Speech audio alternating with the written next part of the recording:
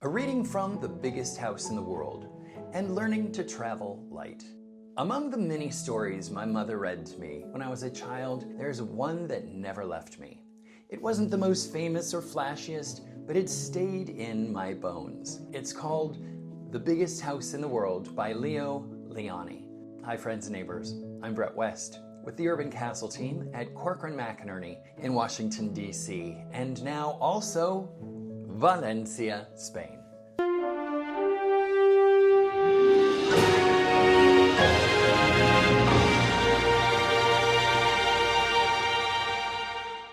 Even now, while selling the home I lived in for 16 years, after leaving the country I thought I'd never leave, after starting over in Spain, this story about a little snail still whispers to me. I won't read it word for word, but I want to share the heart of it with you because it's become more than a story. It's become a mirror. Some snails lived on a juicy cabbage. They moved gently around, carrying their houses from leaf to leaf in search of a tender spot to nibble on. One day, a little snail said to his father, "When I grow up, I want to have the biggest house in the world." "That is silly," said his father, who happened to be the wisest on the cabbage. "Keep your house light and easy to carry." But the little snail would not listen, and hidden in the shade of a large cabbage leaf, he twisted and twitched this way and that and discovered how to make his house grow. It grew, and the snails on the cabbage said, "You surely have the biggest house in the world." The little snail kept on twisting and twitching until his house was as big as a melon. And by squeezing and pushing and wishing very hard, he was able to add bright colors and beautiful designs. Now he knew his house was the biggest and most beautiful in the whole world. He was proud and happy. A swarm of butterflies flew overhead. "Look," one of them said, "a cathedral." "No," said another, "it's a circus." They never guessed that what they were looking at was the house of a snail. This is the page I've never forgotten. That shell full of ornaments, color, and impossible weight. It felt so grand and impressive, yet even as a child I wondered, can he still move? And a family of frogs on their way to a distant pond stopped in awe. "Never," they told some cousins, "never have you seen such an amazing sight. An ordinary little snail with a house like a birthday cake."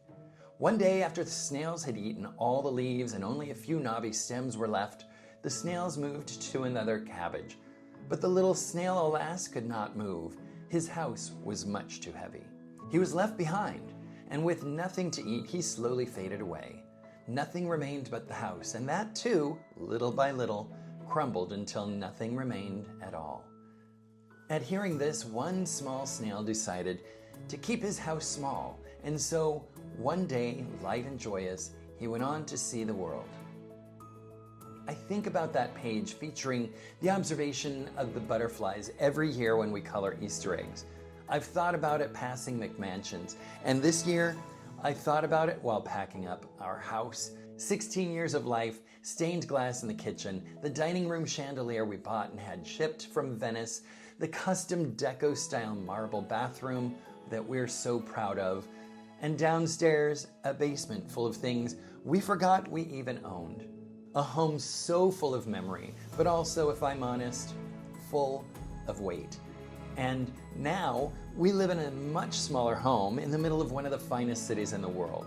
We brought almost nothing with us, but somehow life feels larger.